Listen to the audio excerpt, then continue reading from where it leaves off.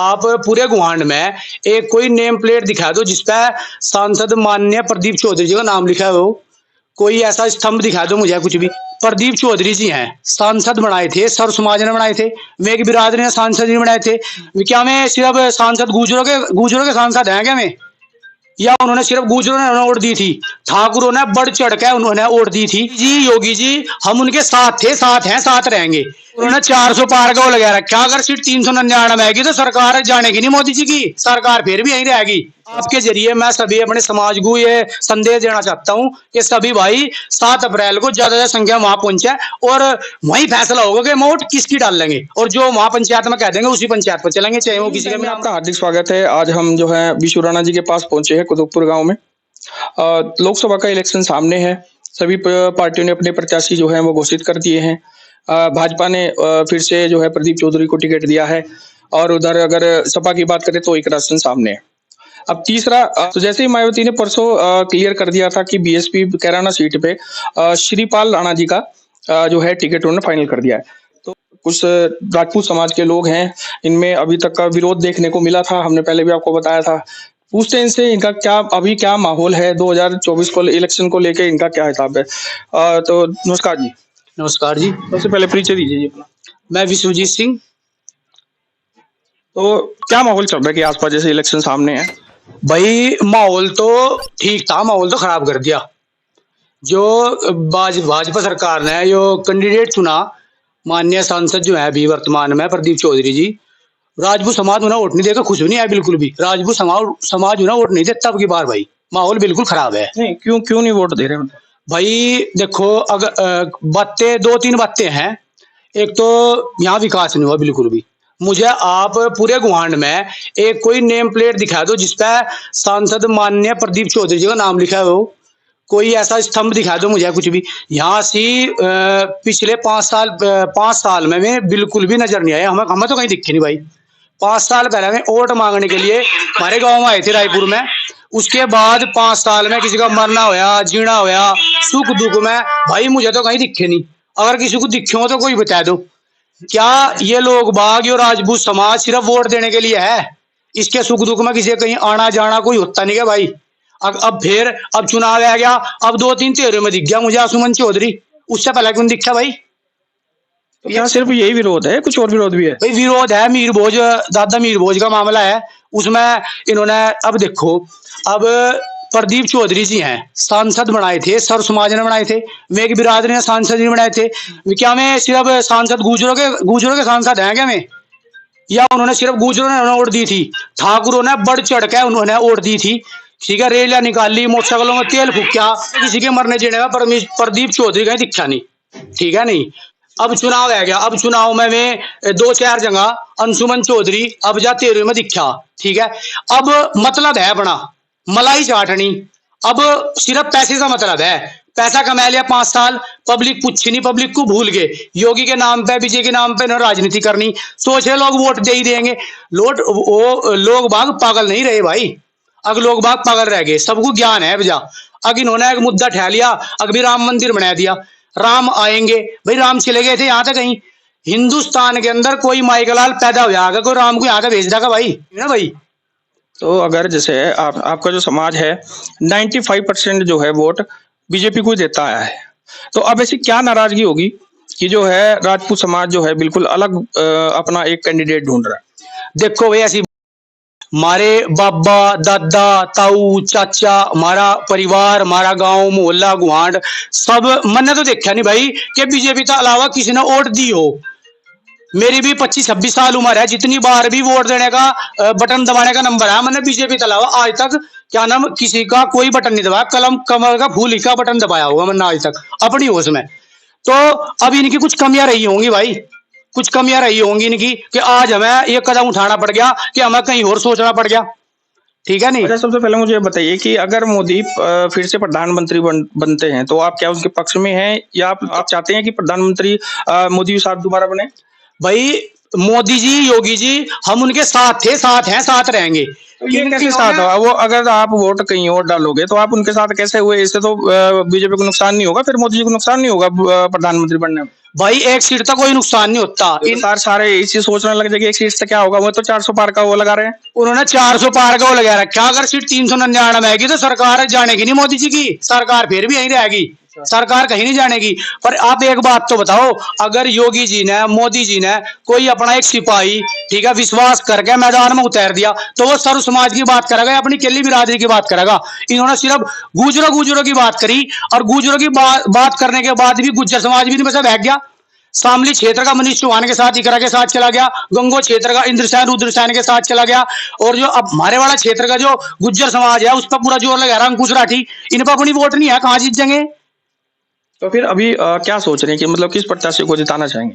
भाई राजपूत समाज ने जहाँ 7 तारीख को महाकुंभ कराया ननौत्ता में, सभी भाई वहां पहुंच रहे। और उससे पहले ही अभी अपने मामा लगे, हमारे मामा भावसी से शिवपाल राणा जी का टिकट हो गया बसपा से। तो भाई मेरी तो यह बात है, मैं तो वोट दूंगा मामा को अपने। देख भाई, तो पार्टी बीएसपी है। पार्टी से हमें कोई मतलब नहीं है, क्या हमें कोई पार्टी से कोई मतलब है? जहां हमारा सम्मान होगा, वहां जाएंगे हम। किसी के घर में थोड़ी जाएंगे, नोता है नहीं जिम्मन चले जाएंगे हम किसी का। जहां नोता होगा वहां जाएंगे, जहां हमारा सम्मान करा जाएगा, जो पार्टी हमारा मान सम्मान करेगी हम उसकी वोट करेंगे। उन्होंने हमारा मान सम्मान करा, पहले जगदीश राणा जी का करा था, अब मान्य मेरे मामा श्री शिवपाल राणा जी के रूप में उन्होंने हमारा मान सम्मान करा। हम तो वोट वहां देंगे जहां हमारा मान सम्मान होगा। और इस सरकार को तो चलो मैं कुछ कहता नहीं, सरकार की तो कोई बात नहीं, कि इन्होंने इतना गुज्जरवाद बिरादरीवाद फैला दिया समाज के अंदर कि हमारे लिए कोई चारा नहीं है और हम कहां जाएंगे। बाकी और सीटें हैं बहुत है, एक सीट हार जाए कोई बात, सरकार जाती नहीं, सरकार अपनी है, सरकार रहेगी। 399 सीट आ जाएंगी, एक सीट में कोई सरकार जानेगी नहीं, इनकी सरकार इनकी रहेगी। बीएसपी को कम वोट मिली या कम सीट उनकी निकली, और इधर बीजेपी की भी कम सीट निकली, तो क्या दोनों गठबंधन करके सरकार बना सकते हैं क्या? भाई देख, इतना तो मुझे पता नहीं, इतनी ऊंची राजनीति मैं नहीं जानता, अपने तक की जानू, अपने तक मैं सीमित हूँ। मेरा कहने का मतलब इतना ही था कि आज तो आप उनका विरोध कर रहे हैं, कल आपके प्रत्याशी जीतने के बाद उन्हीं के साथ गठबंधन कर लेते हैं, तब क्या सोचेंगे? तो वो मामला हमारे अंडर का नहीं है, वो ऊंची सोच किया, वो उनका मामला है, क्या करेंगे। हमें अपने स्तर पर सोचना, हमारा मकसद था पहले इस सीट पे कराना पे प्रदीप चौधरी को हराना। अब हमारा मकसद है मान्य मामा श्री शिवपाल राणा जी को जिताना। अब हमारा मकसद ही है, हमारा मकसद सिर्फ प्रदीप चौधरी को हराना नहीं रहा, हमें उन्हें जिताना भी है। हमारे क्या नाम मामा श्री लगे शिवपाल राणा जी, हमें कैंडिडेट हैं बसपा से, हम उन्हें वोट देंगे। और समाज का पूरा रुझान ही उनकी ओर है। अब जहाँ नौनत्ता क्षेत्र में जितने भी ठाकुरों गांव है सब उनकी तरफ ही लगे, और 7 तारीख को पता चल जाएगा कि उसमें भी मेरे ख्याल लगभग, बाकी तो देखेंगे क्या होता है, पर उसमें उनका नाम होगा, सब ठाकुर बिरादरी क्या नाम है उनको वोट देगी शिवपाल राणा जी को। अच्छा, जो राजपूत समाज एक स्वाभिमान यात्रा निकाल रहा है, जिसमें मैं भी जो है कवर करता रहता हूँ उस चीज को, तो आपको क्या लगता है कि उनका उद्देश्य क्या है? किस पार्टी को समर्थन देने की बात कर रहे हैं, या फिर कोई अपना ही निर्दलीय कैंडिडेट जो है खड़ा करने की बात कर रहे हैं? भाई इससे पार्टी का कोई मतलब नहीं है, सिर्फ हमारा मान सम्मान जो इस सरकार के अंदर रहते हुए हमारा मान सम्मान ठाकुर बिरादरी का, हमारे महापुरुषों को अपना बनाने की कोशिश करी। नहीं, अगर मान सम्मान की बात है तो आपको पता है कि जो मुख्यमंत्री हैं वो किस समाज से? नहीं, मुख्यमंत्री राजपूत समाज से हैं। मेरे कहने का मतलब ये है कि इस सीट पे क्या गुजरों की वोट है क्या? तो कल अगर योगी जी आके अगर आसपास कहीं आ गए, राजपूत समाज को बुला लिया, अगर उन्होंने समझाया कि भाई जो हुआ वो हो गया और आगे से नहीं होगा, और फिर क्या अब बीजेपी में दोबारा फिर वोट करेंगे? भाई योगी जी के नाम पे, मोदी जी के नाम पे पहले हमने 2-3 बार वोट तो दी, क्या अब देते ही रहेंगे हम योगी जी के, मोदी जी के नाम पे? योगी जी आएंगे, उनका मान सम्मान होगा, खत्तर पानी बढ़िया होगी, पब्लिक दिखाओगे, वो दिक्कत वाली बात नहीं है। तो क्या उनके सामने बात बोलने की हिम्मत रखते हैं? यार अपने हक के लिए तो बोलना पड़ेगा। जब तक जक्कत रोकता नहीं उसकी मां से दूध नहीं प्याती। जब तक हम इन्हें यहाँ कैराना सीट पे अपना वर्चस्व नहीं दिखाने के, इन्होंने तो एक बात सोच ली, ये तो राजपूत है तो वोट दे ही देंगे, ठीक है। नहीं, जब तक हम इन्हें नहीं दिखाने के, हाँ भी कैराना सीट पे हम भी रह रहे, जब तक इनकी आंख नहीं खुलने की मेरे भाई, हमें देखो उस अपने मान सम्मान के लिए लड़ना पड़ेगा, करना पड़ेगा। और हम तो पहले तो लड़ते आए। ये कहता है अगर जो भाजपा की सरकार चली गई मुसलमान है भी हो जाएंगे, मुसलमान मार देंगे, काट देंगे, डर रहे हमें। अरे मुसलमानों से कौन लड़ता है? सारी इतिहास उठाएंगे, हम ही तो लड़ते हैं, हम तो कभी भी दबे और हम दब जाएंगे बजा। पहले अभी तो कितने साल से 15 साल तक सरकार आई बीजेपी की, पहले सरकार बीजेपी की ठीक है जो हम लड़ रहे थे, हमने अपने बलिदान दे दिए, जोहर कर दिए। महाराणा प्रताप लड़ गए, भाजपा की सरकार थी उस टाइम पे। बताओ, हम तो कभी पहले नहीं दबे ना अब दब रहे, ठीक है। और रही बीजेपी की बात, बीजेपी को वोट देते आए हम आज तक, सिर्फ इन कैंडिडेट की वजह से हमें यहाँ से कोई और चुनना पड़ रहा। अगर ये इसमें भाजपा क्या नाम है कैंडिडेट के बारे में सोचती, यहाँ कश्यप समाज की वोट बहुत ज्यादा है, ठीक है जी। सैनी समाज भी ठीक ठाक वोट है, ठीक है जी। सैनी समाज को दे देते, कश्यप को दे देते, और 36 बिरादरियां हैं क्या, एक ही बिरादरी रहेगी क्या? और जिसकी खिलाफत हो रही, ठीक है जी। मैं आपको बताऊं, प्रदीप चौधरी जी हमारे गांव में पिछले 5 साल पहले आए थे, उसके बीच में नहीं आए बिल्कुल भी, ठीक है जी। उनका कोई स्तंभ नहीं है यहाँ गांव, किसी भी कोई सड़क में कोई स्तंभ लग रहा हो, उनका प्लेट लग रही हो प्रदीप चौधरी के नाम की, किसी के मरने जीने में मुझे नहीं दिखे। हमारे घर में मेरे 2 चाचा जी गुजर गए, बिल्कुल 30-35 साल की उम्र थी। क्या उनका आने का फर्ज नहीं था? क्या अपने लड़कियों को भेजने का फर्ज नहीं था? मैं तो अपनी बात करूंगा, जब कोई मेरे दुख सुख में नहीं है, मैं उसकी वोट कैसे दे दूंगा? वोट गिरने का अधिकार दे रखा, लोकतंत्र देश है, हर आदमी अपनी वोट डाल सके। जहां मेरे कोई सुख दुख में आवेगा, मैं उसकी वोट डाल लूंगा, जो मेरे साथ खड़ा होगा मैं उसकी वोट डाल लूंगा। मेरा मन है, मैं लोकतंत्र है, देश किसी की भी वोट डाल सके। ये थोड़ी है अगर हम अपना पार्टी की वजह से मलाई चाट रहे, पैसा कमा रहे। भाजपा सरकार ने कैंडिडेट भेजे प्रदीप चौधरी के रूप में। कैंडिडेट क्यों भेजा है? लोकल कैंडिडेट है भाई, कि पार्टी के नाम पर वोट मिलेंगी, कुछ कैंडिडेट की छवि अच्छी होगी तो पार्टी को जीतने के लिए आसानी होगी। और कैंडिडेट पार्टी ने भेज दिया, और उस कैंडिडेट का नुकसान हो रहा फायदा होने के बजाय, कि वोट उनकी कट रही, सारी बिरादरियां भाग गई उनसे।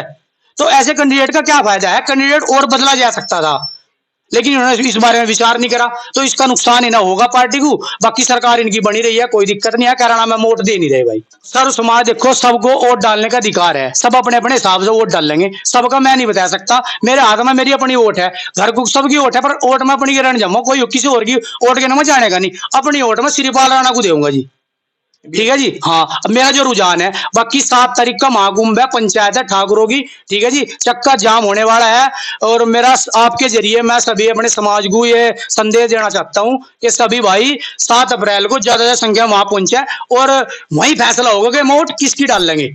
सबके विचार रखे जाए, मेरा विचार है मैं भी रखूंगा भाई, मैं श्रीपाल राणा जी को वोट दूंगा, सब अपने विचार रखेंगे, सबके बड़े बुजुर्ग, बड़े छोटे, नौजवान साथी सब होंगे वहां। और विचार रखने के बाद जो निष्कर्ष वहां निकलेगा, उस निष्कर्ष पर सब अपना काम करेंगे, और जो वहां पंचायत में कह देंगे उसी पंचायत पर चलेंगे, चाहे वो किसी का भी नाम रख दो।